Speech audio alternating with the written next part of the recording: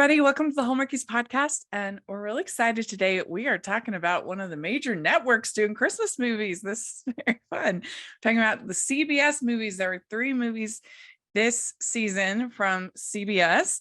And I am film critic Rachel Wagner, and we have Caileigh Scott is here. And thank you so much for coming back on the podcast. Oh my gosh, I'm so happy to be here. And I love Christmas.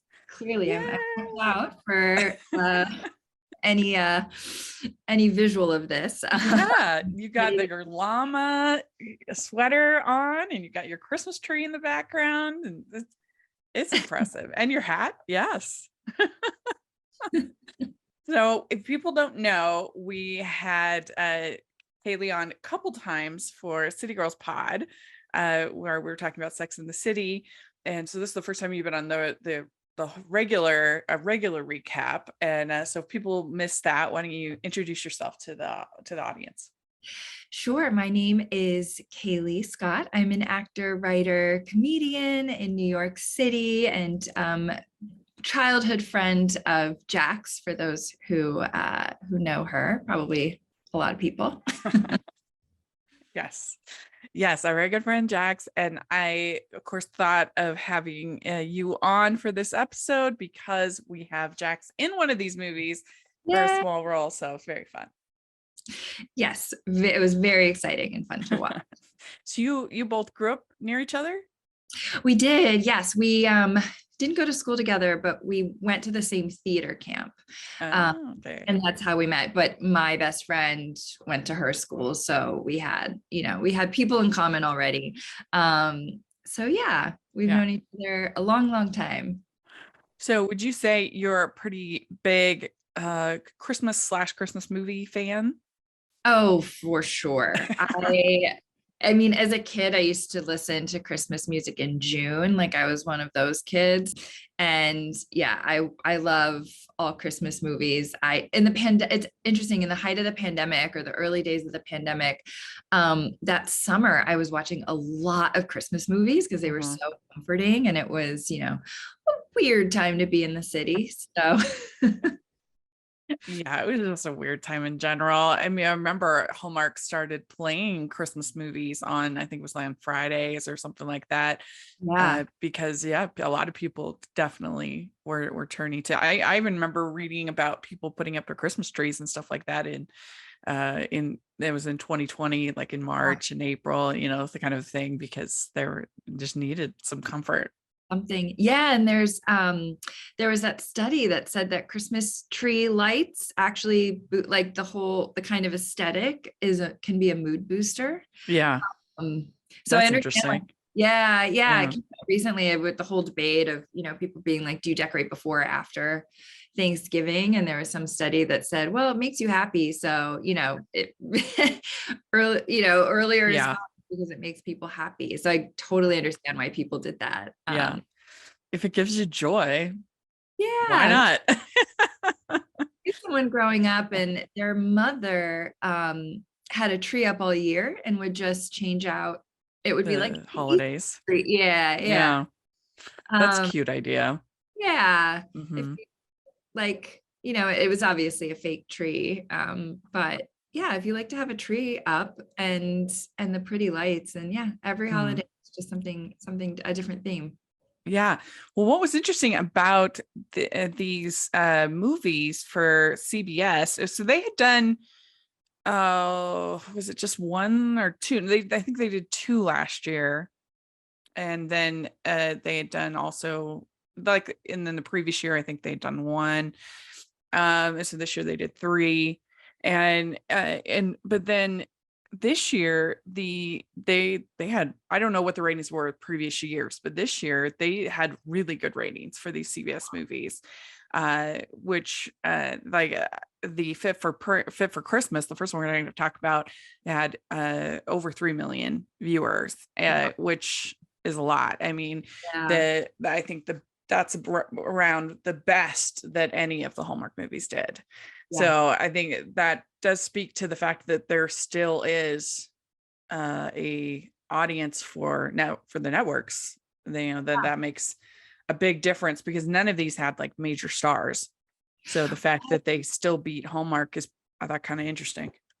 It is interesting. It's like you know, the networks have obviously in theory a wider audience, just because if you have like you'll Yeah. probably have ABC, NBC, CBS. I mean, I know things have changed, but if you pay for television, Yeah. not streaming only.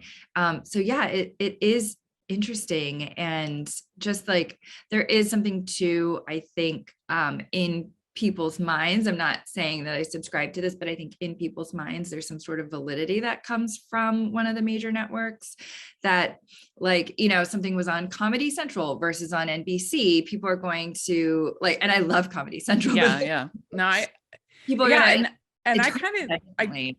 I thought I didn't know if that was the case. I was anymore. Like that kind of surprised me. Yeah. So I don't, and maybe it's not, but that was one thought I had. Like maybe it's because it's on CBS. People feel for some reason that, Yeah. um, hold on to maybe not. Yeah. I think there's still like Yeah. there's still a draw to the networks that I kind of thought maybe had been, it wasn't there anymore, but Oh, it's still, I don't know, still is, at least in this case. I thought yeah. that was very interesting. And so anyway, yeah, I think it was a pretty good batch. I liked all three of them to different degrees. So they did a good job, I think, with these movies as well, which always, makes I think makes some difference if and then I think especially I would bet next year they will get even more, because these three were so good that people will be like, okay, I definitely have to put that on my radar. CBS. Yeah.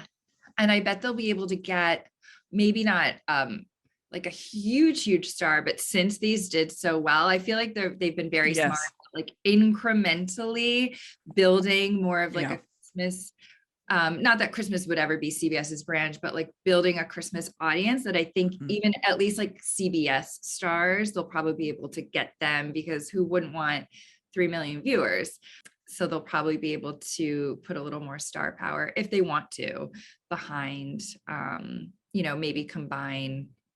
You obviously have people who are who do a lot of Christmas movies, and that's certainly a draw too, because their audience will follow them, like Neil Yeah. Blake, I imagine, like the audience is going to follow him. So that combined with like someone people know from a CBS show would probably be, Oh um, yeah. you know, Yeah, that would be good. I forget which networks do what, but um don't they have the Chicago, all the Chicago series? Isn't that CBS? Chicago Fire, Chicago. I think they have, I mean, these very different genre, but I think they have like Criminal Minds also. I don't know if Yeah. that's one, but So that franchise they have. Yeah. yeah.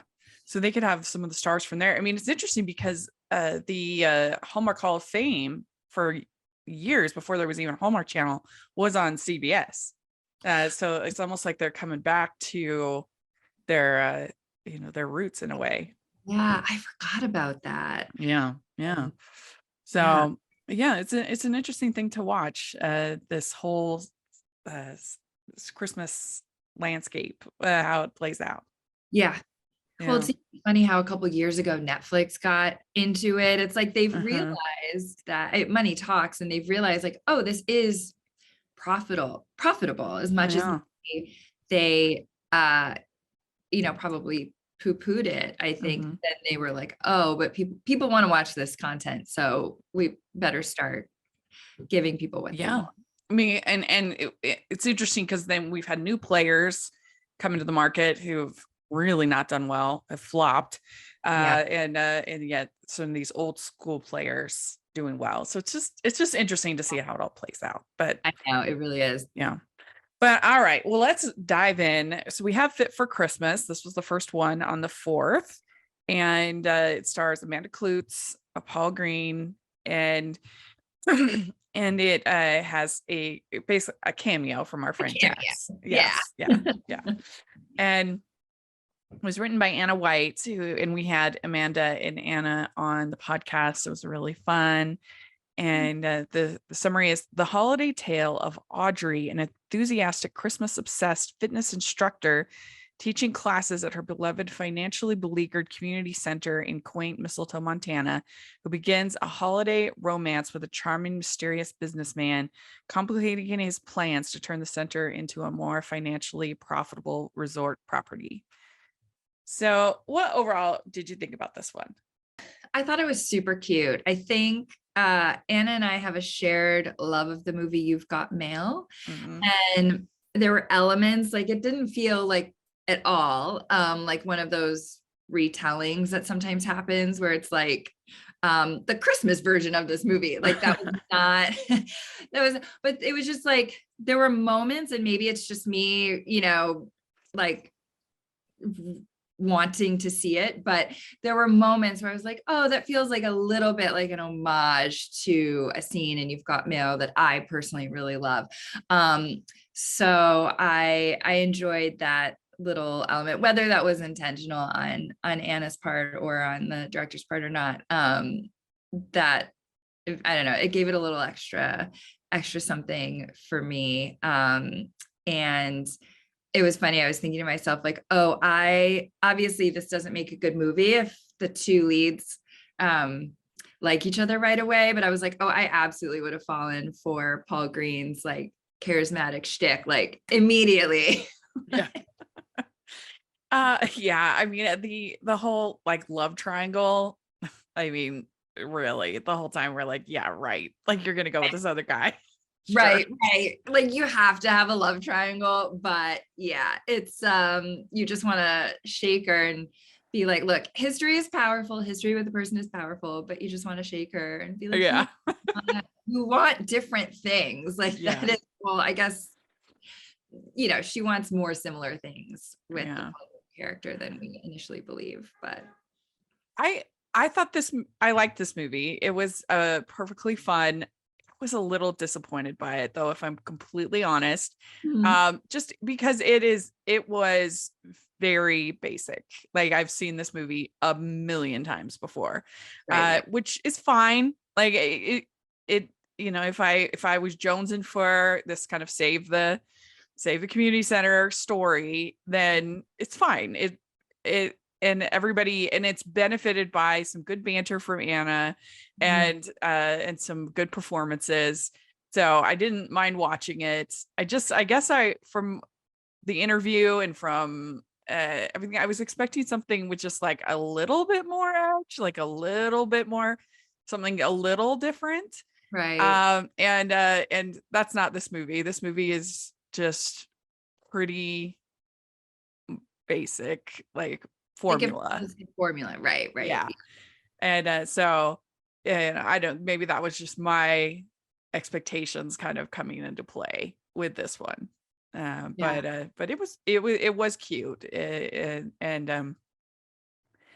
So yeah, I think they could have leaned a little bit more into like the fitness part of it. I don't know, just done something a little different than, save the community center, maybe lean more into the whole fundraiser for the with the kick line and everything like that, or I don't know, just interesting. Yeah. Yeah. It would have been fun to see some of that. And you never know like what ends up on the cutting room floor also. That's true. So who knows? Oh, I'm so sorry. Life in New York City. There's something happening out there.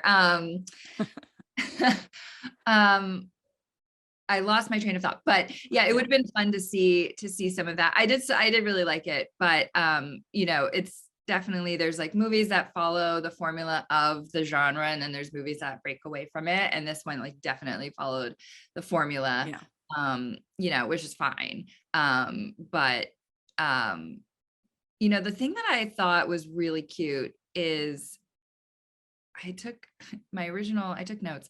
My original note file got completely corrupted. So then I did it all again. I thought Jim's sort of cute little like boy crush on Griffin was very cute. I feel like I think it was Jim, the husband of the friend, where he's like wearing the scarf and he's trying to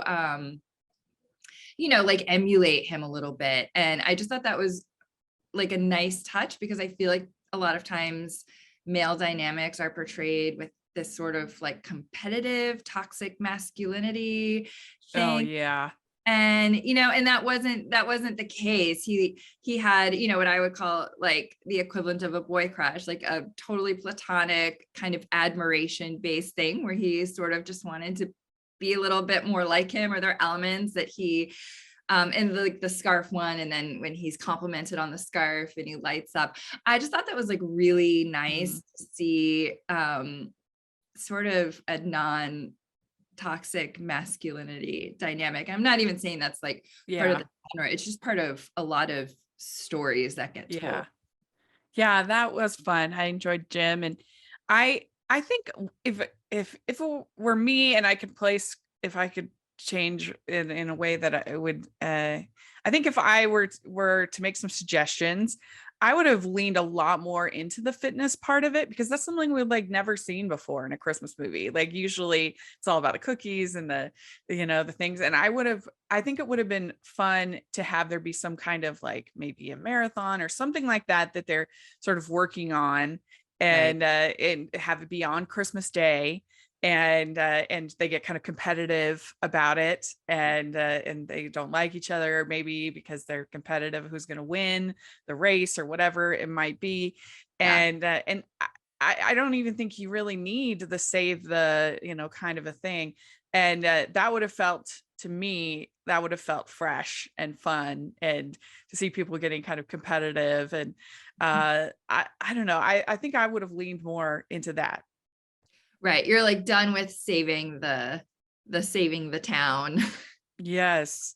Yeah. I mean, because it's so, I mean, we know exactly what's going to happen. And I don't know. I just think that would have been more subversive and funny. But I do think that Amanda did a good job. I feel like you wouldn't know that this was her first lead in a, Yeah, it movie. didn't even occur to me until Jackie had said something that like had just said that had mentioned it was her first movie, and I was like, oh gosh, I didn't get that from Yeah. watching, and sometimes you can tell, and it also didn't feel like I know Anna I think had wanted to work with her, and so Jackie made that connection with Amanda Klutz, but it didn't feel like stunt casting. Like it actually just felt like a really natural casting, Yeah.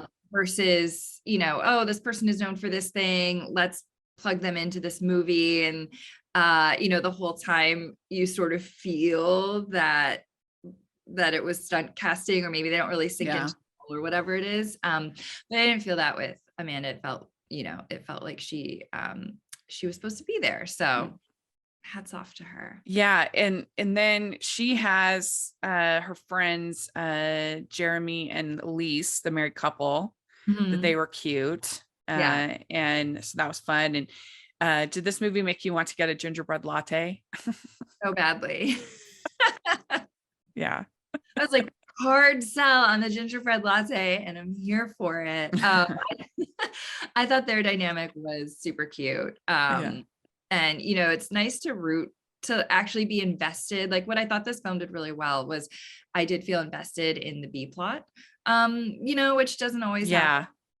And I really was rooting for them too. And I was interested in what was going on with their storyline. It wasn't just, I think because, the writer and director invested into the storyline, but I didn't just feel like it was killing a couple of minutes until we cut back to the leads. I was like, I want them to have what they want to have.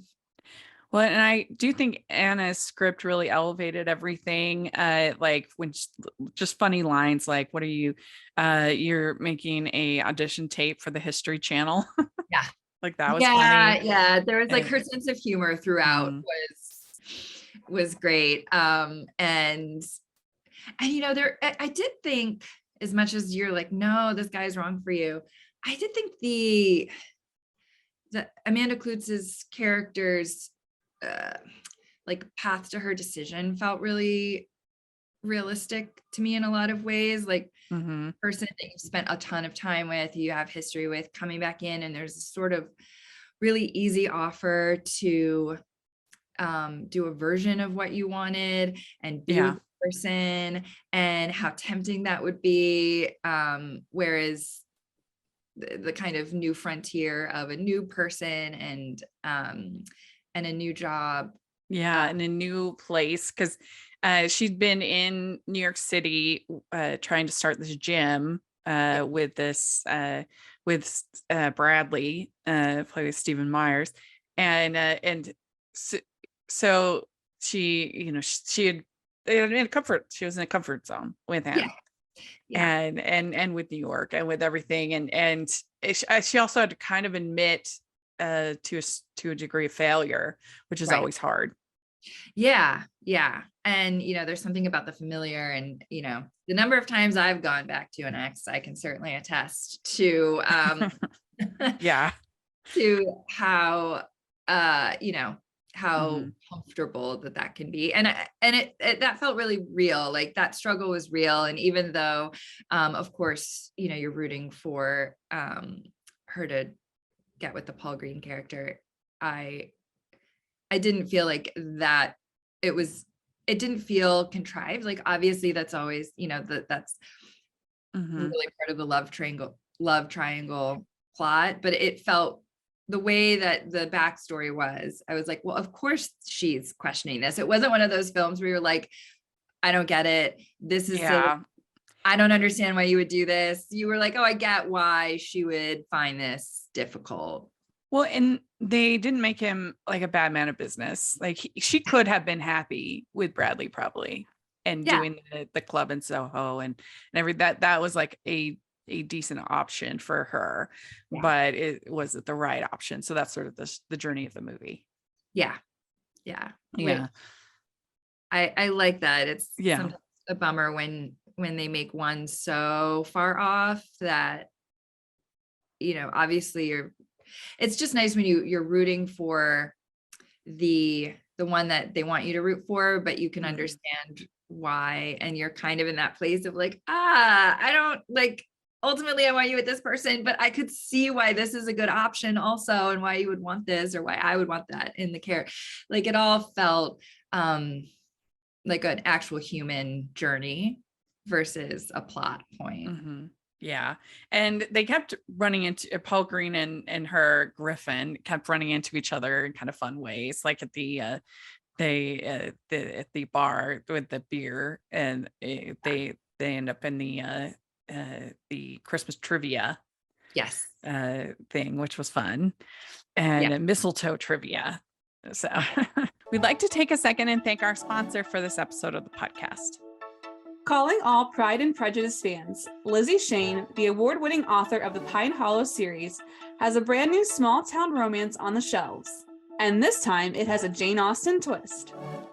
In Pride and Puppies, a Jane Austen fan struggling to find her modern-day Mr. Darcy decides to swear off men and adopt an adorable puppy, only to find herself catching feelings for her sweet, not at all Darcy-esque neighbor. Lizzie Shane's Pine Hollow series has been called an irresistible blend of heart, humor, and a whole lot of puppy love. Don't miss Pride and Puppies, available now wherever books are sold. To learn more, visit www.lizzieshane.com or use our affiliate link in the description. That's LizzieShane.com. Trying to win over the town. And it always makes me laugh that there's nowhere else that they can build their resort. They have to. It has to be here. there's another one, I think, like, oh, I can't remember the name of it, but yeah, there's another one, where it's a very similar thing. Mistletoe, Montana has no land evidently available. Has to be right here. I also did think Jackie's line about, like, I love to ski, because she's not, like, she said this, but she's like a terrible skier.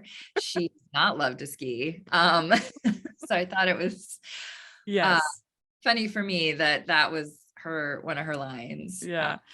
Yes, our friend Jax was she's just a member of the community at the community board, the meetings there, and she makes an important vote in the end.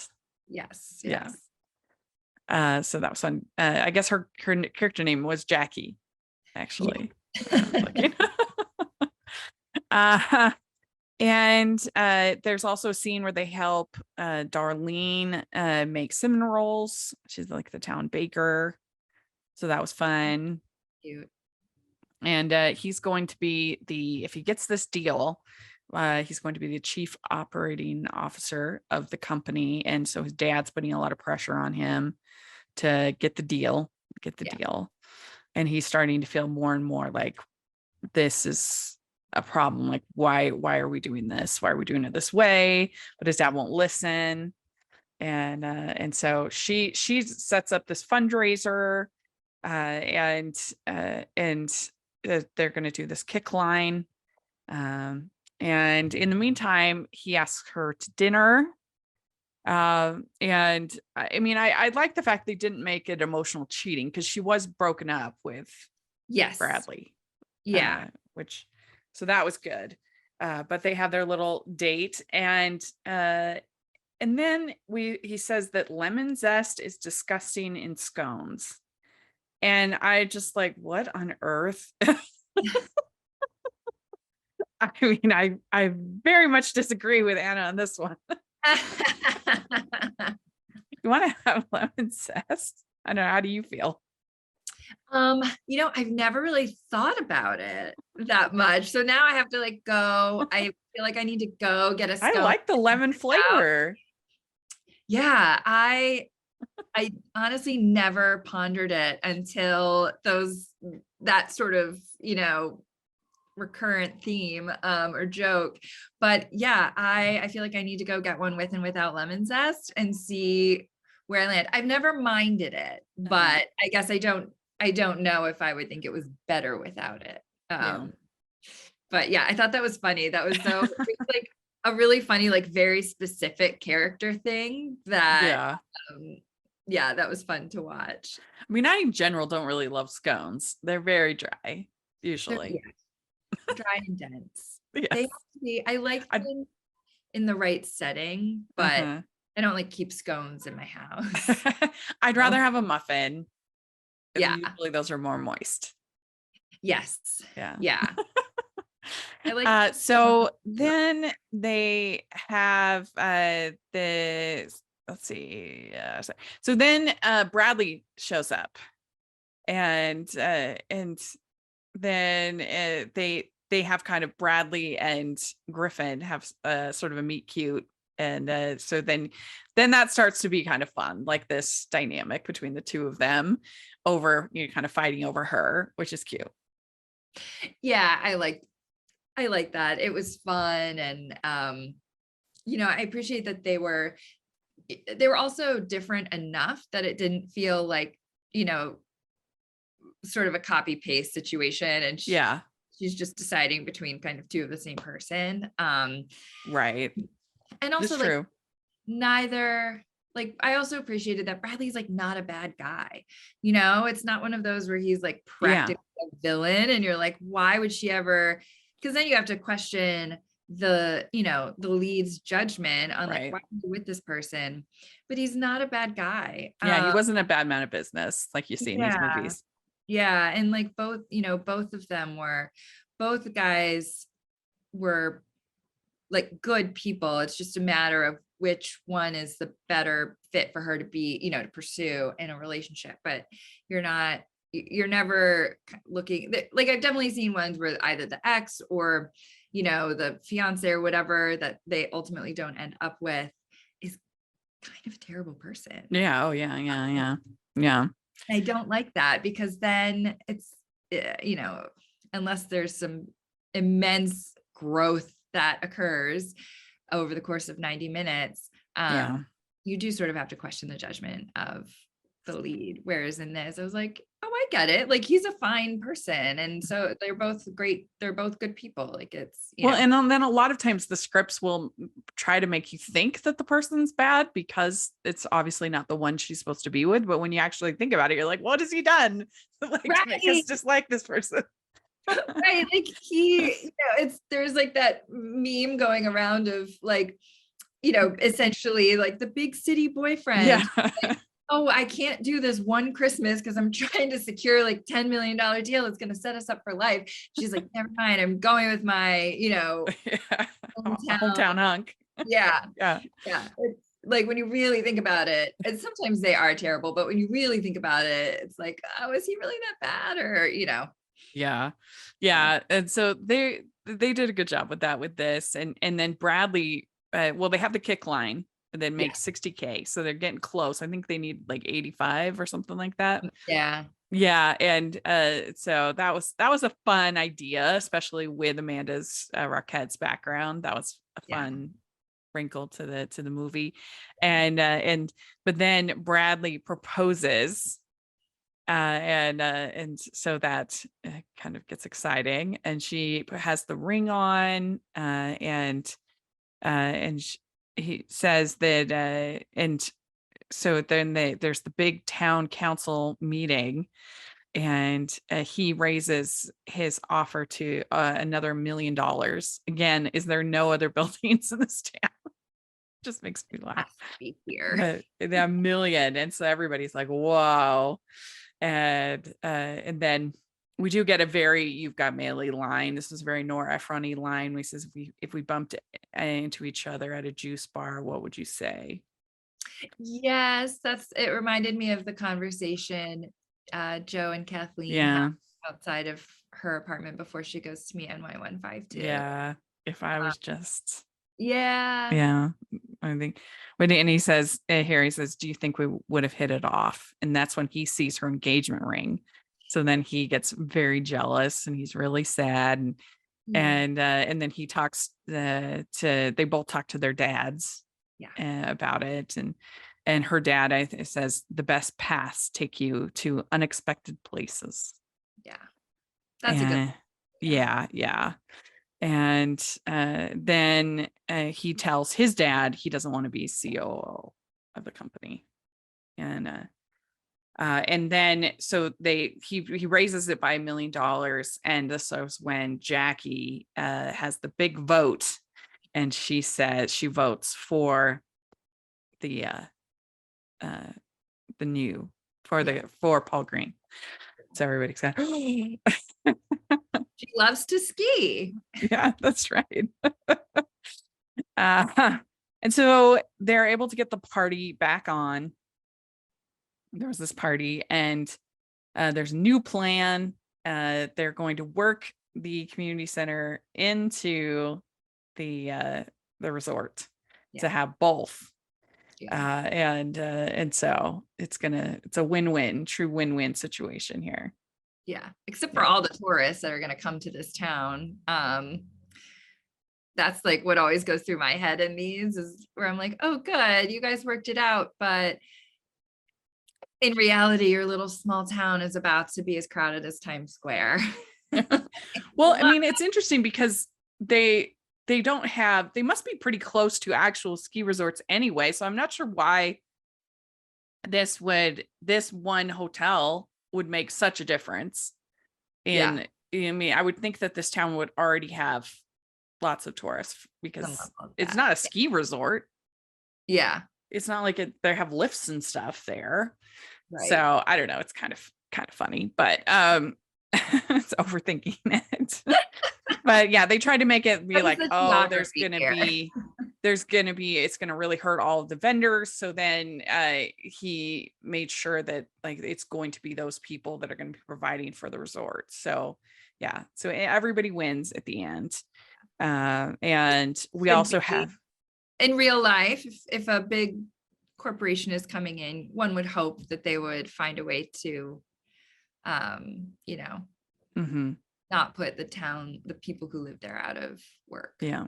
I appreciate that. Yeah, I would think that they would try to, to work with local businesses and things like that. You see that quite a bit, actually. I feel like they'll have like a local kind of section or kind of thing going on in a lot of these places. I mean, in truth, a lot of the big box kind of places are doing really poorly now, and it's some of these niche. That's the difference between You've Got Mail and now, is that I don't know that Fox Books would be doing any better than the shop around the corner Honestly, today. Yeah. it I mean, I don't know. New York's always different, but a little bit of a different landscape. But I mean, Borders is gone. Barnes and Noble is not that's the doing thing. great, and a lot of those big box stores are actually hurting because of the online competition. So I live in the You've Got Mail neighborhood, and the Barnes and Noble, she actually based it a little bit on these two shop, a Barnes and Noble and a kids bookstore in Union Square. But there was a big Barnes and Noble not far from Lincoln Center, around where Fox Books would have been, and that's been closed for years. Like it totally failed. And there are indie booksellers in the city who who kind of wrote it out and seem to be doing fine. So it's very cyclical, but yeah, we're not in like I think if You've Got Mail was made today, it would have to be almost like something would have to reverse a little bit. Yeah. And so then we have the dad and Darlene getting together, which is fun. Yeah, I like that. That was cute. Yeah. And then we have her talking to Griffin and saying that you inspired me to follow my path, and he's going to be the manager of the resort. He's not going to be COO, and she's not engaged, and they explain it all. And then they kiss underneath the mistletoe, and all's well that ends well. So what would you give this one to 5 crowns? What would you give it, this movie? Probably a little biased for the people who made and are in it. I'd probably give it a 4 out of 5 overall. I'd give it like a 3.5. I think. Yeah. So ho ho ho, we'd like to take a second and thank our sponsor for this episode of the podcast. It's the Hallmarkies Patreon. Do you love Hallmarkies podcast, especially at Christmas? Do you enjoy the holiday previews, recaps, interviews, and bonus episodes? If the answer is yes, please consider supporting the Hallmarkies Patreon. We need your help to do what we do both during the Christmas season and all year round. But not only do you help a podcast led by strong, independent women by becoming a Patreon, you get to become a part of the Hallmarkies family. Starting at only $2 a month as a patron, you will have access to our Facebook Patreon group where we talk about the movies, shows, and more all year. We also have many monthly patron watch-alongs with guests like Lacey Chabert, Natalie Hall, Paul Campbell, Mary Lou Henner, and more, giving their behind-the-scenes details of their films. As a patron, you also have the chance to provide input into the podcast and even join us at different tiers. So this Christmas season, spread some cheer to the Hallmarkies Patreon and become a member today. You won't regret it. Go to patreon.com/Hallmarkies to learn more. That's patreon.com/Hallmarkies. And so let's dive into the next one. This was Must Love Christmas. This is on the 11th. And it stars Lisa Lapira, Nathan Vitti, and Neil Bledsoe. A renowned romance novelist, famous for her Christmas-themed books, finds herself snowbound in the charming town of Cranberry Falls, where she unexpectedly becomes involved in a love triangle between her childhood crush and a reporter determined to interview her to save his dying magazine. So, overall, what did you think about this movie? I really like this one. Something that I really appreciated about it was the casting. I felt like a lot of times movies will open and, they don't really stay in New York City, but they'll open in New York City and everyone is white and everyone is straight. And that's not, the reality. And so I appreciated that there was a lot of diversity in casting. And, I thought the B plot romance was super, super cute. It's another film where I was like pretty invested in that B plot. And I really liked the sort of meta romance novel and the way that they threaded that throughout. I thought was really well done, really smart. Yeah, I absolutely loved this movie. I thought this was one of the best of the season, one of the best of the year.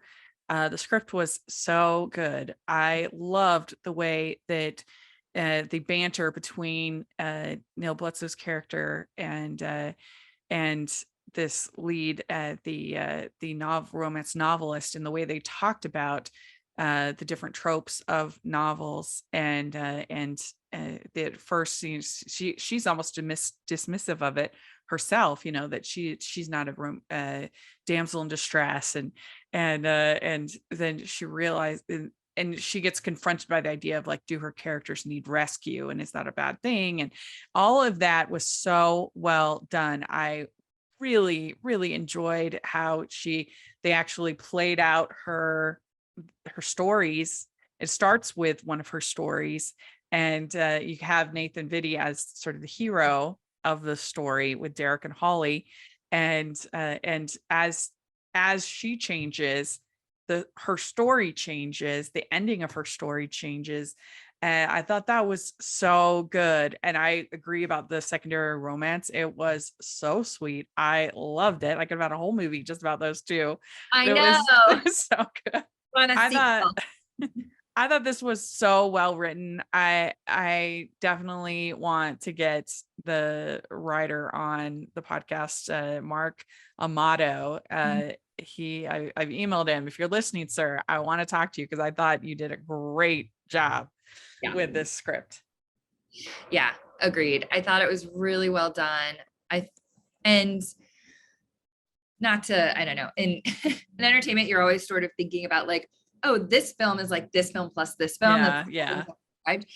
And I felt like a little bit in the beginning with the love triangle in this one, sort of, it felt like a little Bridget Jonesy, where I'm like, I don't know which, until I could see that. Now, like until more is revealed, and then you're like, oh, I absolutely know who I'm rooting for. But there's moments earlier on throughout, actually a fair amount of it, until more is revealed, that I was kind of like, I'm not sure who both are good options. I'm not really sure who I want her to be with. There's the thing with the sort of clandestine, like the past that she has with one, and then there's obviously the meet cute and the chemistry with the other. And it felt, for me, that was my experience of watching Bridget Jones, was like, both are good options. I don't know until you know. And then once something is revealed about someone and then Well, and at least for me, it was really smart casting, because Nathan Vitti is such a likable actor, that when he turns out to be such a villain, I was like, I know, you really don't expect it, which is great. It keeps you on your toes. Yeah. And I almost, like, in the beginning, I really liked him more, and I was somewhat wary of the Neil Bledsoe character, because he's like a journalist, and he's like asking, someone actually, little cocky. He's like a little cocky. He's really digging into her business, and I felt like maybe I just missed it, but when they're talking in the beginning over coffee, I was like, is this on the record? You know what I mean? Like, I was like, I don't know if people know that they're on the record right now. Well, it was a fun subversion, because usually the hometown guy, the second chance romance, is usually the one that we go for. And so for him to be the guy from the city that is this reporter and everything like that, like, it was a little bit subversive. And you do have to buy that this magazine would truly be saved by the interview of a romance novelist. You just have to go with that part. I mean, I feel like with every movie, there's at least one piece of the plot where you're like, okay, this is creative license. We're just gonna accept that this is the reality you're selling us. Yeah. I also loved the whole element of the 5 deal breakers for a partner test that she has this list, and throughout I thought that was another brilliant part of the script, is that you see that through the course of the movie, her adding to the list, and also kind of changing what she thinks that she wants throughout the course. So that added a lot to her character. I thought that was a very smart construct to work into the script. Yeah, I liked that. And realizing like who she is, what she wants, and how that's starting to, you know, skew her, like skew a little bit more toward one guy versus the other. Yeah. Well, and it just allowed her, it was like a concrete example of her character growth, which was great. And you really did see a lot of character growth with her, because she in many ways buys in to the criticisms of the genre that she writes in. She's almost embarrassed, I think, a little bit to write in by these books. And by the end of the movie, she's proud of them, and she's literally like living them out in her own life, which is just really good writing again. Yeah, and it was just a nice kind of defense of the genre, I think. You know, from the writer of the film. Yeah. And they have this kind of meet cute at the beginning, because she's in line, and he doesn't know it's her, because she's like this recluse at the beginning. She doesn't leave her house. She's basically like living quarantine. Right. And so he is all critical of the genre, and she says, well, they argue kind of back and forth, and but she's the white whale exclusive post, the big get. And anyway, so they have this kind of meet cute, and he gets the idea because his assistant reads reads the books. And he says, with everything going wrong in the world, these books give us a safe place to escape what's wrong with that. And I say amen to that. Absolutely. Perfect. Yeah. A wonderful defense of, not, like the novels, as well as films. Yeah. And so he says in line, he's like, it's the myth women want to be rescued by a man. And then they go back and forth, and this is happily ever after is more of a journey than a destination. And that was what impressed me so much about this movie, is this writer understands romance novels. Yeah. This was not dismissive, or because I actually just did a whole presentation to some people about what is important about these movies. And one of my points was, we live in a society that often views female sexuality as stupid, as even gross. You see it just like, ew, that's gross. And I'm like, why is that gross? Right. And so I appreciated so much this movie. And there were parts of it that did make me laugh, like Bumped in Buffalo. Yeah. I have to say also, just in general, I feel like, because it's network, and because it's, CBS, I felt like they were, not that anything was extremely dirty, but I felt like they were able to get away with, some very funny, slightly more edgy, like risque jokes and all of them, that maybe wouldn't happen other places. So I did appreciate element of all of these as well. Yeah. Well, and I loved the tit for tat between the two of them. And she says, the truth is I'm a bit of a bore and I'd hate to get the word out. That's a good line. And then she writes in his book, when you believe, love always finds a way. Which again, so you're getting this like back and forth between the two of them that really brings this sort of romantic tension up. And I have never seen, I don't think, Lisa Lapira in a movie, but she was great. I thought she was great. Yeah, I thought they had really cute chemistry. I mean, Neil Bledsoe's, like very easy on the eyes, but and so was she. I thought they had really good chemistry. It was very believable. Yeah, I was like, I do buy that these two people would be into each other. And yeah. And then they have this whole thing, well, first impressions are overrated, because they end up at the same B&B because the airport's shut down and everything. And they continue to have sort of this back and forth. She says, I don't think of my characters as needing a man to rescue him. They're kindred spirits who come together despite all obstacles. Yes. good. Yeah. Preach. Actually, Uh-huh.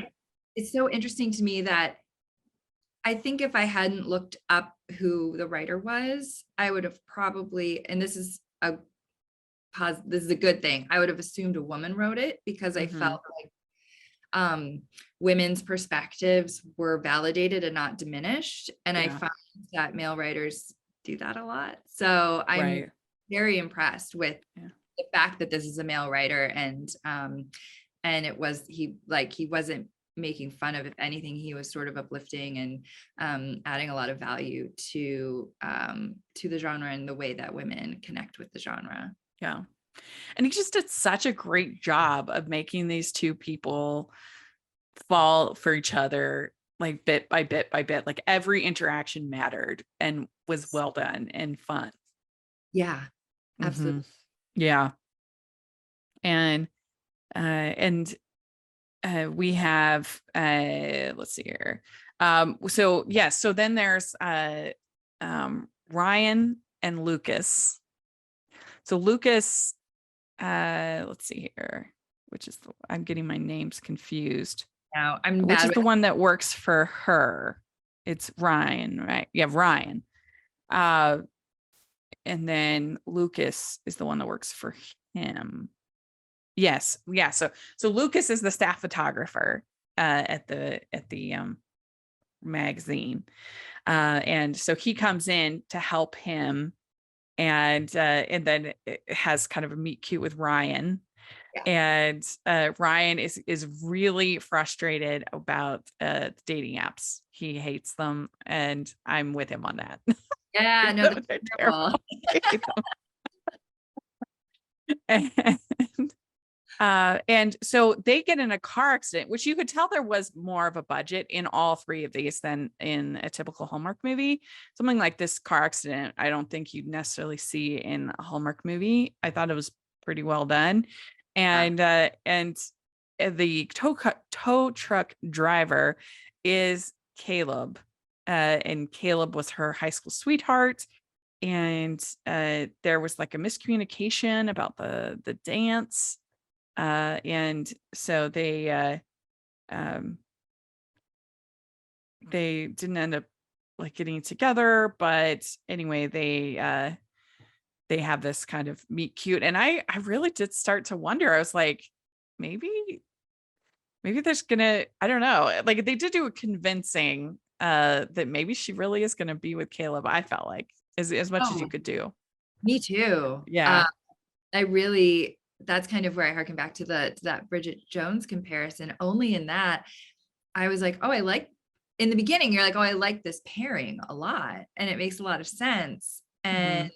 he's the hometown hunk. So yeah, there was a solid, stretch where I wasn't sure Well, which way to go. especially because they made him a firefighter, Yeah. and he's like putting on this festival, and so there were a lot of reasons to be like, this is a good guy.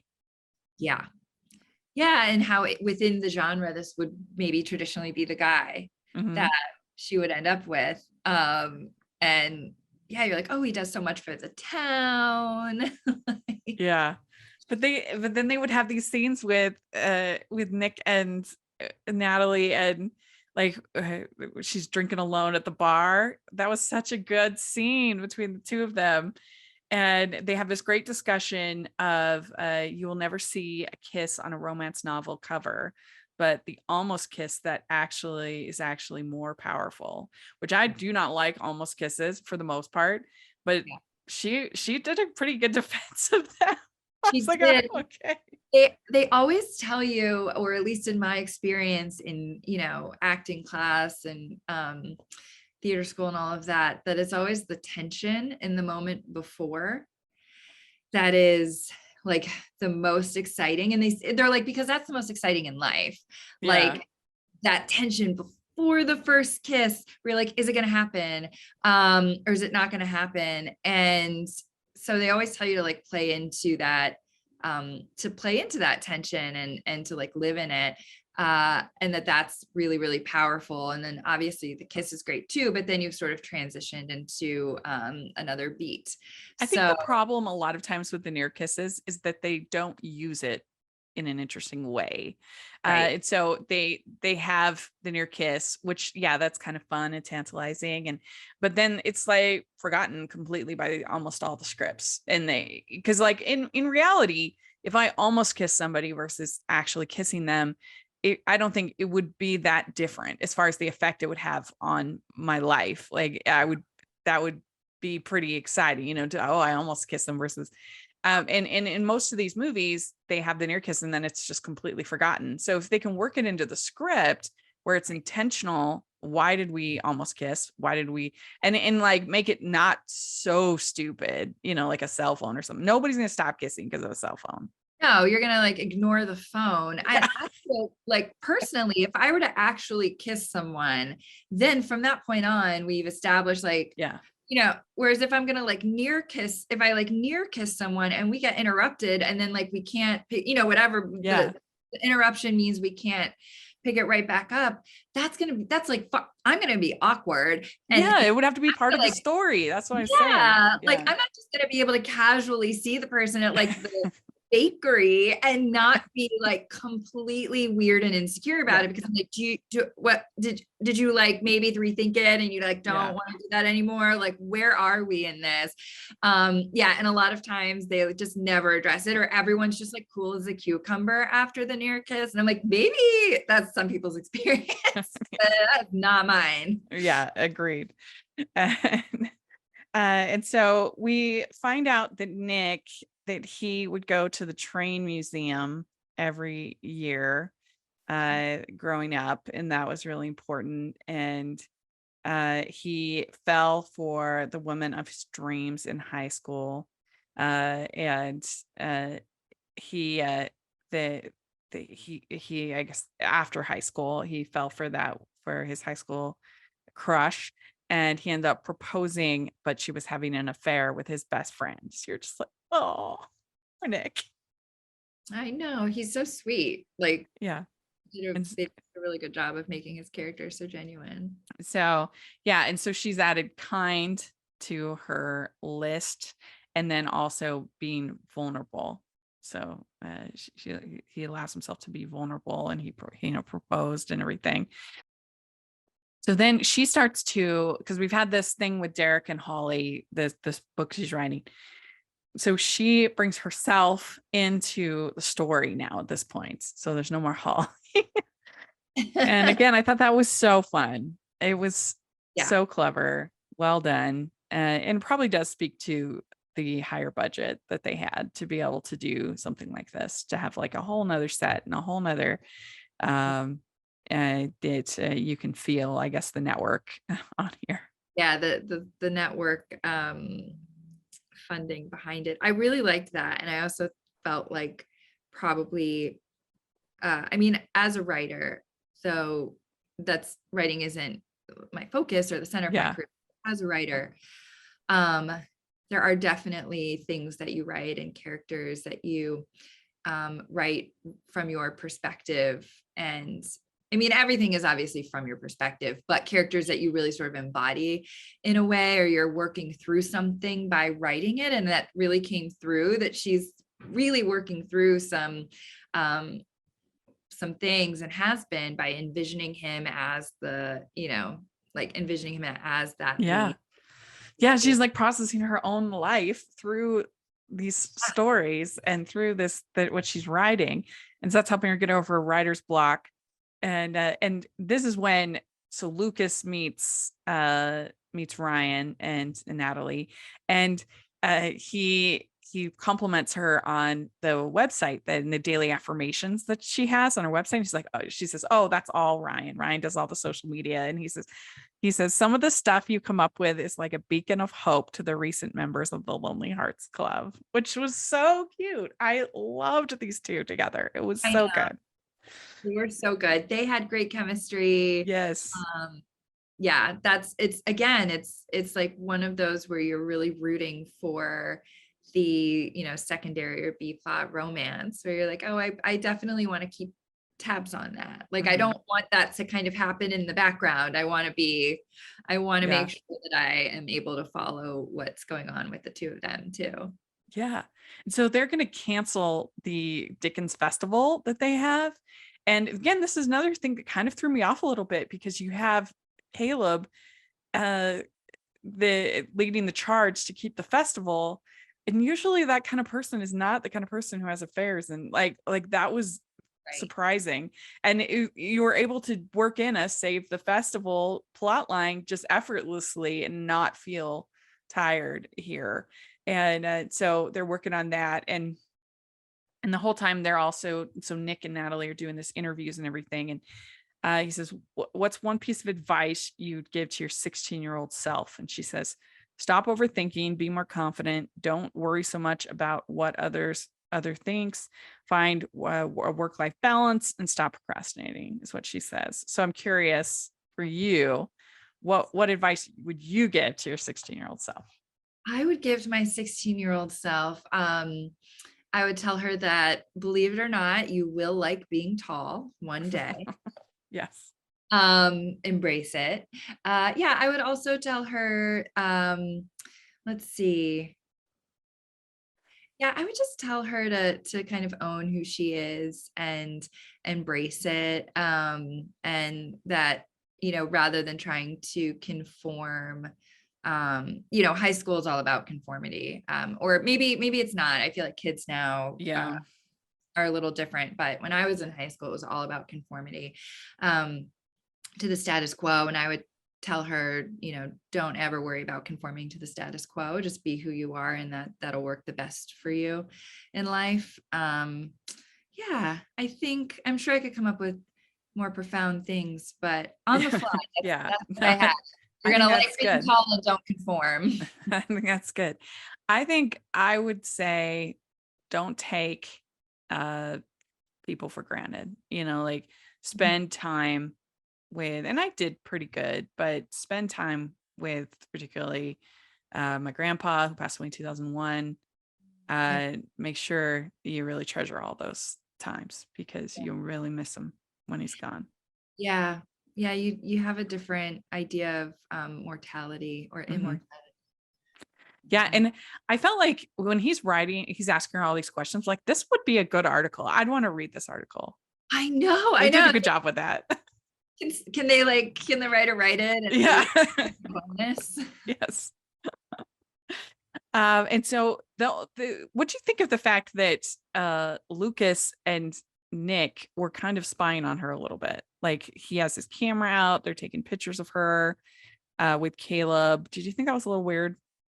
Yeah, I did. And that's why I wasn't sure that I was going to root for that relationship, because I felt like his approach was a little, it's not quite sleazy, is not quite the right word, but like a little sly, a little like, I just wanted him to be more, I don't know. I felt like her consent to be photographed, and and I thought that was going to come back a little bit more. Like, I thought it was one of the pictures was going to end up being in the article or something like that, and then she was going to be mad, but it didn't really. He just kind of stopped on his own. There wasn't like an outrage. It really didn't. I don't know if there was great payoff for that. No, because it didn't seem to impact the plot. Whereas I think I don't know, I felt like it was a violation. I feel like you should consent to having your photo, like she should have been to a lot of those things.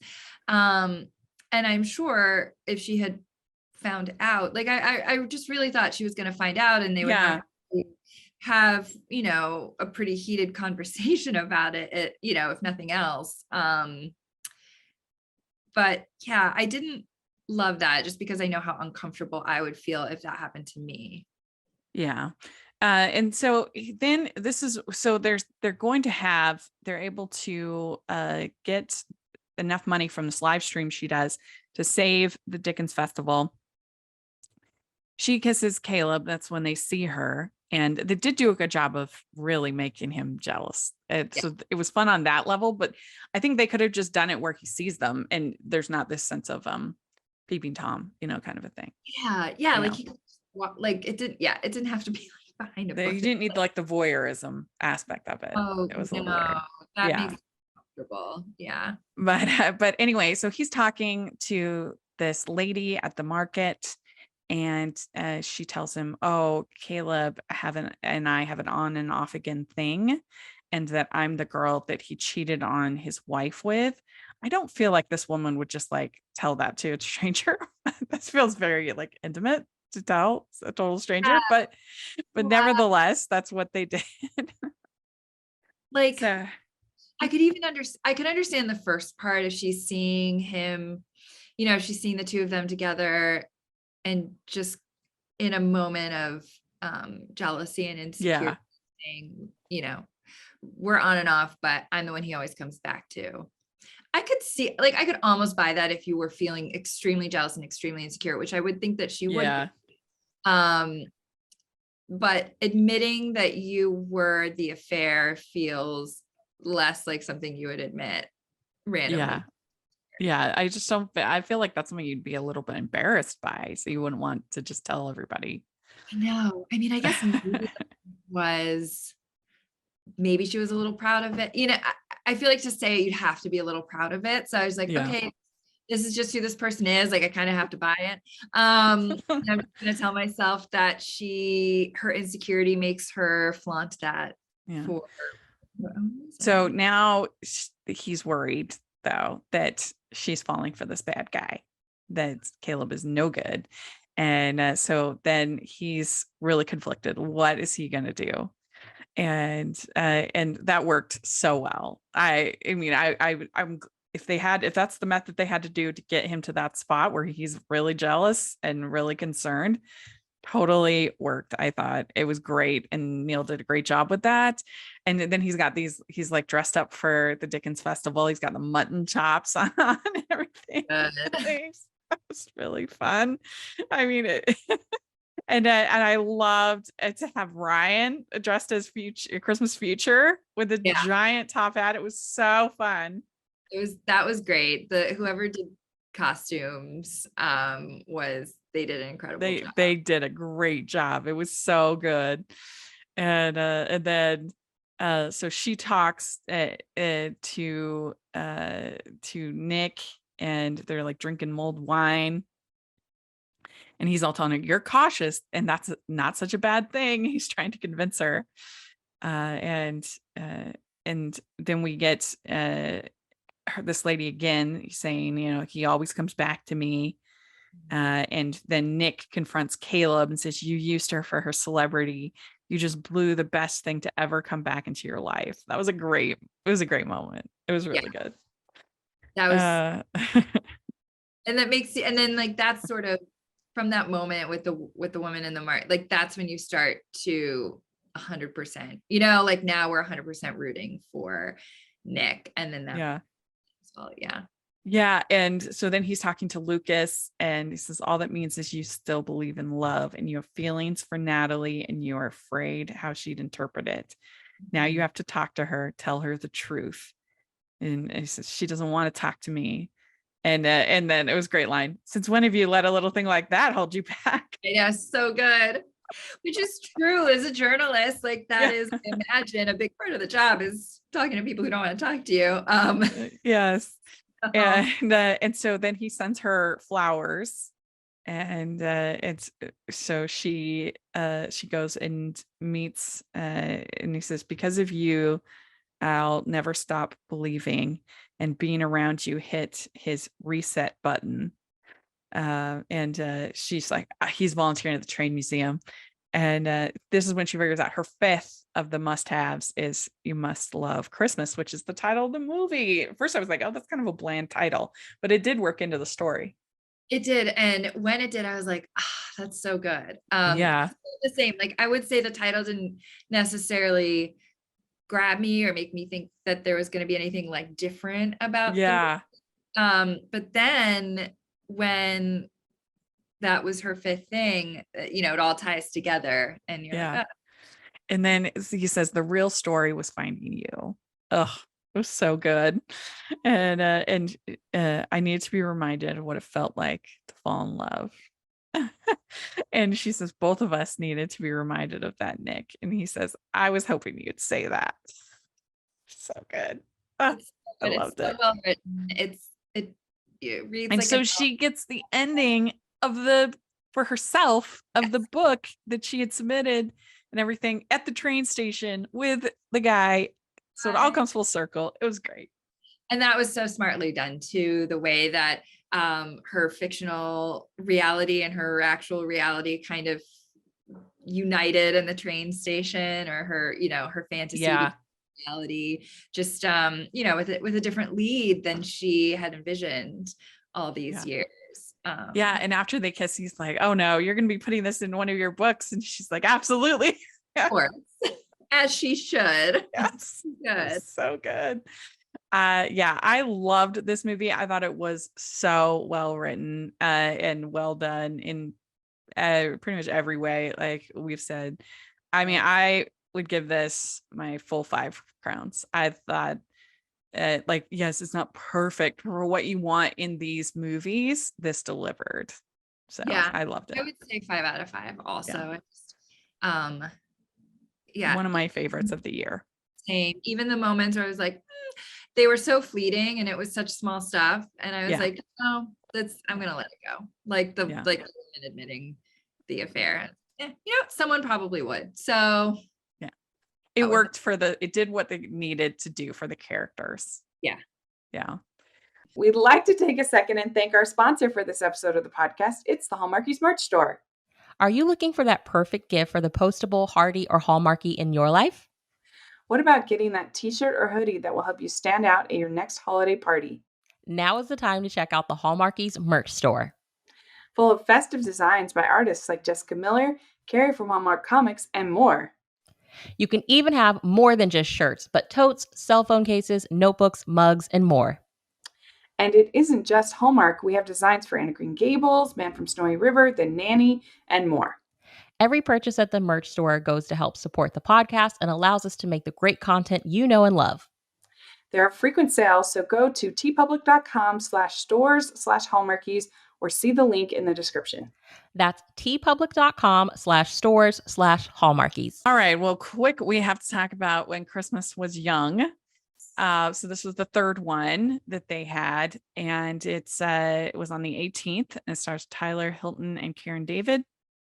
And it's a headstrong music manager in desperate need of a hit song for his last remaining client finds himself falling for a gifted singer-songwriter with abandoned dreams of making it big as he attempts to secure the rights to a Christmas song she wrote years ago. So what did you think overall of this one? Overall, I mean, we've definitely seen this movie before. Mm-hmm. In various ways. It's the Christmas movie that plays into the sort of country music genre a little. Not that her song really was, but other music throughout. But that plays in the country music genre. I did think it was cute though. I liked that. Like without, getting to the end before we've really spoken about the beginning, but I did like what happened at the end. I thought that was, yeah, it was fun. I do think that the song needed to pay off a little bit better. Like the song was fine, but it wasn't like, wow, this is an amazing song. It is named after the song. So I wanted the song to be this like life-changing song, which it was fine, but there's so much buildup. I did really like the way it all came together in the end, and I thought that the leads had really believable chemistry, and I thought the romance for the most part played out pretty believably. I will say in the beginning though, the first couple scenes of Tyler Hilton, I was like, I don't like this guy in a way where I don't know if he's gonna be able to bring me around. Like he was so awful. Yes. So yeah, that's what I wrote as well. That boy, I mean, they really made him unlikable. And I was thinking, is he going to be able to be redeemed? Yeah. And I have to say he did, I think him and they had such good chemistry that I did buy it in Yeah. the redemption. But I agree with you. That first like 30 minutes, I was like, wow, Yeah. he needs to be visited by three spirits because he is brutal. I was like, I don't like him, and she's so sweet. Like, I really loved the Yeah. moment in the restaurant where he, you know, crashes into the busboy, and she's really on his, like, the busboy, are you okay? Go ahead, get cleaned up. You know, like, you're seeing how good of a person she is, and he was such an asshole. I was like, Yeah.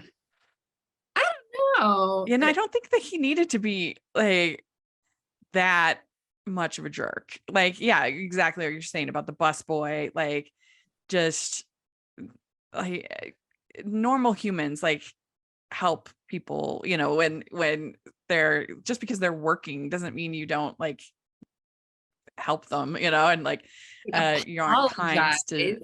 yeah. Like, you know, and I've worked in restaurants, and people can be certainly awful, but usually,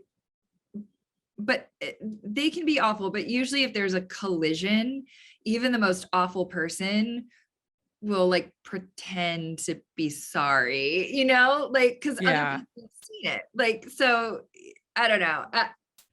I was really worried about that, for a, you know, like you said, Yeah, and I frankly was kind of third. surprised that the script did turn him around enough for me. Yeah. Because I did think by the end I'm like, oh, he's kind of endearing, he's kind of sweet, but I don't think they needed to go as far as they did go. It's like a No. nuance thing.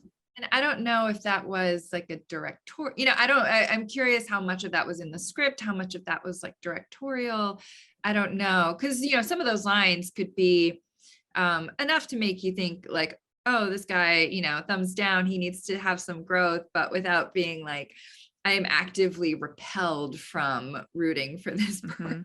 Yeah, I felt like they were trying at the beginning to do kind of like a Jerry Maguire kind of thing, but you need to have him be like a little bit likable for that to kind of Yeah. pull off, you know, like the big epic quit. And then and I mean, he deserved to be fired by what he did and the way he was behaving. So again, you're not feeling for him the way you should, like you do in Jerry Maguire. And he finds the song. Lindsay, his last client, really wants the song. And it was kind of charming how determined he was to get the song and how he wouldn't give up in with her. And I think maybe that's what finally kind of wins you over to them and into him. And but yeah, when he runs into Kenny at the restaurant, she bumps into him and is super rude. Also the fact that like there's obviously been a problem with Brett where they don't get along anymore. He was rude to him. So I don't know, it was just adding a lot. And Clearly burned a ton of bridges mhm. in this town, and nothing about him feels nice. Yeah. I liked Jordana Largy as Kara. I thought she was fun. She's I've interviewed her. She's really a fun actress. So she was nice supporting. He comes into this food drive and he's like, why don't you just order it all online? Ugh, As if that's the same, but with people making donations. I mean, come on. right. Like, Uh, get it. and I did like the win, lose, or draw Mhm. sequence. That was fun. I enjoyed that. It kind of reminded me of When Harry Met Sally. Yeah, it did have that. I liked that. Yeah. The whole was- fish face thing. It's on When Harry Met Sally. That was funny. So that was good. And he says he's not into Christmas, but knows the songs. Lots of his clients have done Christmas albums. And I did appreciate the fact that they didn't like I do think that they kind of gave him a reason why he didn't like Christmas that felt like legit. You know what I mean? In Yeah. a lot of these, you're just like, why don't you like Christmas? But it kind of made sense with his family and his upbringing and his clients and everything like that. And you know, that usually he was in like Vegas or just not very Christmassy places. That it had become work and Yeah. producing these things for the musicians. Yeah, everything that they gave him about that made a lot of sense, made you feel for him. Hmm. Yeah, because sometimes they're just like this. Granted, sometimes it's bad things, but they're like, one bad thing happened 1 year ago. Now I hate Christmas. It's like, go to therapy. Like, you should don't have to hate it. I kind of wish this whole movie had just started when he starts to volunteer. Like at that point, like his character was pretty endearing actually, and started to win me over, and it was still enough of a grump without like the previous 30 minutes of like him not caring about people at all. Then you have a little bit of whiplash between like the two Yeah. sides of him. So they have a lot of cute moments together. He's walking her home. There's a shooting star, and he says, "If you have to ask where it is, you're too late." She says she's not interested in the song, and she kind of put herself out there at one point, and she just can't go through that again. She runs the restaurant that her parents left her, and um and they also have this whole sequence where they put up Christmas for the needy, and including this one woman, and they he decorates her house, Yeah. which was cute because her husband George is gone, and that's probably where the movie really did kind of win me over to him. Same. That was the real turning point for me, where I was like, okay, I like this guy because he's being very sweet to this woman. And you feel like him in the beginning would have probably been rather mean to her and dismissed, but he listens to her story about her husband, and really helps her when she comes out of the house, with the hat off and her hair sort of done to look at the lights. You can just tell it made a difference for her. And he was so gentle with her. You're like, all right, there's a good person under here. Yeah. And they go for a drink, and there's Auld Lang Syne playing, and they talk about songs that take you back. And he kind of tries to pressure her again about the song. He never lets up on that, which I thought was realistic actually. And they they talk about dancing to White Christmas, and that he became kind of bitter because this girl, they kissed, and they in middle school, and he told her he loved her, and that he's never said that since because she didn't like it. She didn't. But that was sweet. Old school. Again, I say go to therapy. Yeah, go to therapy. And he says, "You've got to bend life to your will. If you want something, you have to get it." We also had a really, I thought, sweet scene when he makes pasta sauce for her and her daughter with Bailey. It was cute. It was cute. I liked that a lot. The three of them together, that scene really worked. And that's, probably when he helps decorate, but certainly by this scene kind of solidified it for me, where I was like, this is cute. This is a cute unit, the three of them, and he's being really the daughter seems to really like him. So that was when I was 100% on board, because I was pretty wary of him. Yeah. That's when I really got on board. Well, I have to say that I'm sure this film was filmed in the summer, but he did not have a proper coat on for this whole movie. He had like a light jacket, and I'm like, it's freezing. I'm like, I know it must be hard for you actors, but you gotta do it. You gotta have a coat. Like, this is a light jacket. It's like Lauren Graham was always decked out in all those fall scarves and Sherpa, and it was like 90 degrees in Burbank, but you gotta get the winter garb on if it's supposed to be winter. Otherwise, everyone who lives in a cold climate is like, that is a winter coat for Los Angeles. I'll give them that, but not for wherever Cranberry Falls is. Yeah, no, wherever that is. A lot more depth. I thought it was fun when they played chopsticks, That was again a fun moment. You're starting to be to be dear to them as a couple. And then she shows him some of the other songs that she's written. She says, I'm a single mother. I don't have the luxury of impossible dreams. And he says, I don't believe you. I think music still inspires you. Yeah, So that was really, really good. He's winning you over. Yes. Mhm. Yeah, and you're seeing a more playful side of him, which is important. Yeah. And it starts to pivot from him just wanting the rights to her song to him actually believing in her Yeah. as a singer. Yeah. And so then they also have the moment where they slip on the ice and they end up like kind of on top of each other, like, which would never happen in real life, but I absolutely love it in the movies. You know When you what get though? that, like, Yes, it feels totally contrived. Although one time Jackie slipped on ice in Times Square and literally fell into a man's arms. oh, really? Oh my And he was like, is this our meet cute? And he wanted nothing to do with it. I mean, so like the reality is that it doesn't end up being romantic. He wanted nothing. He just sort of like righted her and kept going. It's like the movie Fall when you're on like a subway or whatever and you just fall right into the person.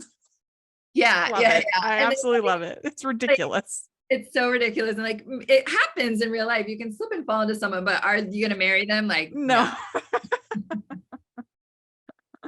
But it was a fun moment for them. And we have Kara telling them, that you seem smitten with with Luke, and I think she says Luke makes me think and things and there are things you don't want to think about. And then she says, I think Luke has feelings for you too. And I know it and you know it, and I think you feel the same way. So that was really cute. And so he starts to kind of come around. He calls his old boss and says, hey, can we help with this toy drive with some mini keyboards, which was really cute. And then he goes and apologizes to Brett, and they basically make up and say they're going to be in the New Year's football game. And he says, I want to be a better friend. He says he started believing the hype. And then he says, I still know a voice. I still know talent. And I heard it in you. And she says, I'm afraid I have responsibilities. What if I fall in love with performing and lose it again? And I mean, you're a performer. Could you relate to that kind of her insecurities? I think it's probably really hard work to let go of that and to be genuinely happy doing something else, and then to sort of have to deal with the possibility of re-entering it.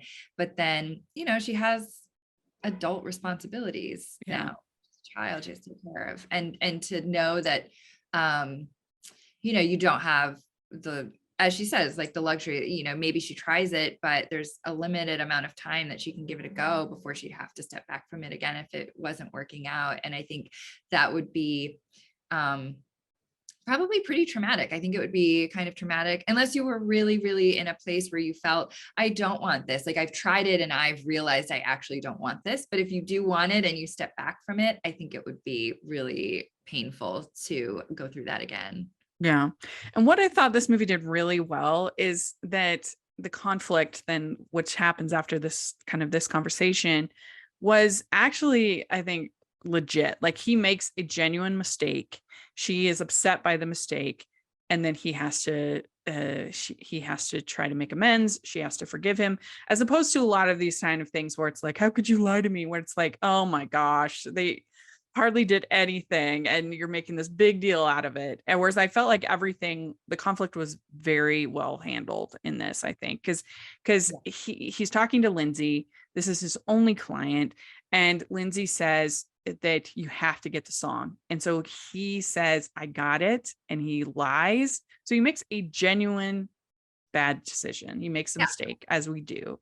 And so then Lindsay says on the radio, oh, I'm singing this song when Christmas was young, which is important to our lead character because she wrote it for her mother. And so the fact that he would do this, it was really hurtful. And so I don't know, I just felt like that was all very well handled when it so often is not. Yeah. A lot of times I think we're dealing with like a miscommunication. Yeah. they're taking so seriously. And it's like, okay, have perspective. Like it was a miscommunication, but you guys can work this out. You're grown Yeah, ups. you just have a good talk and you'd be fine. Yeah. And whereas this was like, yes, that was completely inappropriate of him to do. He panicked. He didn't want to lose he wanted the client. He did it at a moment of desperation and panic, which doesn't make it okay, but that's what happened. And she was rightfully upset. And because even there's a lot of emotional context and attachment to the song, but even if that wasn't true, she wrote it and never thought about it again, it's still her song. And she has every right to be upset that someone would claim to have that she had given the rights when she hadn't. Yeah. And it was just so well done because people make mistakes in life and, and then we have to forgive them. And I thought that it's just so often the conflict is not well done and it just becomes frustrating if you're like, now you're making it not fun because like, for instance, a lot of like fake dating or those kinds of things, and they'll be like, oh, you lied to our family. You lied to them. Like, oh, now you made it not fun. Right. But in this one, it was an understandable error on his part that he felt bad for. And it was understandable that she got upset. And I just thought that was all, like you said, so well done. And you could see the money also in this with the fact that it was clearly all, like actually filmed in Nashville, this part, the ending part, which like, especially for just like a pretty small part of the movie, you could tell it was actually in Nashville, which was nice. Yeah, to go on location like that is definitely a budget thing for sure. Yeah. And so Melody gives Lindsay the rights and she kind of comes around on him and she has this conversation with her dad that helps, and he says, your mother would want you to go after your dream, that would want you to be happy. And him is seeing that he got the toy drive, the keyboards, and she starts to realize that he made a mistake and she can forgive him. And so she tells Lindsay that she will give the rights to the song if she rehires him as the manager and brings everybody to the show to see the show.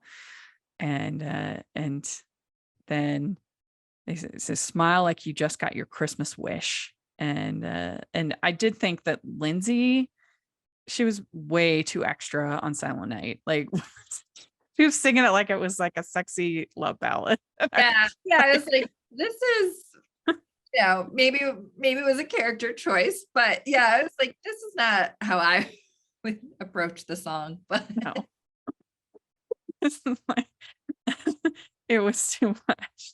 Yeah, it was a lot, and maybe that was on purpose. I don't know, but I was like, wow. And so then sort of like church, a midnight at church with the candle kind of a song in my yeah. And so then she invites Melody to sing her song with her. And so then Lindsay's on the piano. Melody is up front for everybody to hear her. She sings and then they after the song, then they have a cute moment and they kiss on the stage. And it was a lot of fun. So the movie did win me over, but it sounds like we basically had the same kind of experience with this one. I was very not enjoying it for the first 30 minutes, maybe. It took a minute. And like the kiss on the stage, I'll allow, it's a movie. But I was like, they wouldn't like do that on the stage. I was like, kind of like the music and lyrics where he runs off the stage and kisses her in the wings. That feels more realistic than like a kiss on the stage. It's this woman's concert. Nobody in the audience knows who these people are. Right. That's the thing. Like if it was Lindsay and it's somebody else kind of famous or whatever, it would make sense. But yeah, these are two people that the audience does not know at all. I mean, I guess you had the people that she had brought, maybe, I guess, obviously know her, but other than that. So I was like, it's fine. I'll buy it. It's a movie. It's a happy ending. It is what it is. But I was like, I don't think they would kiss on this stage. For whatever reason, I like grasped onto that aspect of reality a little bit. Mm-hmm. Yeah. So what would you give this one out of 5? I'd probably give this one like a 3.5 out of 5. Yeah. I agree. I'd watch it again. I did enjoy it.